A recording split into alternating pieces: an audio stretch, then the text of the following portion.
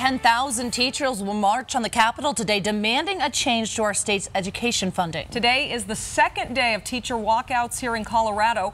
Teachers want raises and more funding for schools. We've already seen the power of these kinds of demonstrations in other states like West Virginia and Oklahoma. Now Colorado teachers are trying to capitalize as the momentum swings toward reform across the country. And we start our team coverage with Denver 7's Megan Lopez. She is live at the Capitol for us this morning. Megan, a lot of students are out of class today. Yeah, Nicole and Molly, almost 500,000 students are out of class today.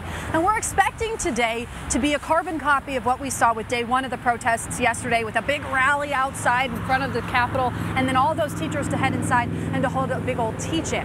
And so we have been keeping a running list at Denver 7 of all of the different districts around Colorado that actually had to close down schools just to be able to accommodate all of the different teacher requests that they've had. And so the names that you see on your screen, those are all the districts that closed down just for those walkouts.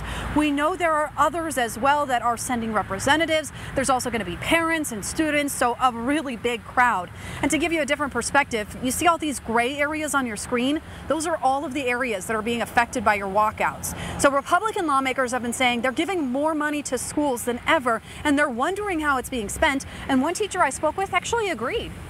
Just this past year alone, we're looking at almost $500 million more going to our students, going to our classrooms, going to our schools. And again, it's going to be up to our local school boards, our local principals, our local superintendents to make sure we're spending this extra money well. And so the question we've got to be asking ourselves is, where is this money going? And that's where we continue to work on a higher level of transparency. The first thing the district could do is be transparent with their finances, with their budget. We have been asking them to release their full transparent budget. We have a petition to the school board, and they just obfuscate all the time. They don't, they have codes and everything, and they're just not being transparent.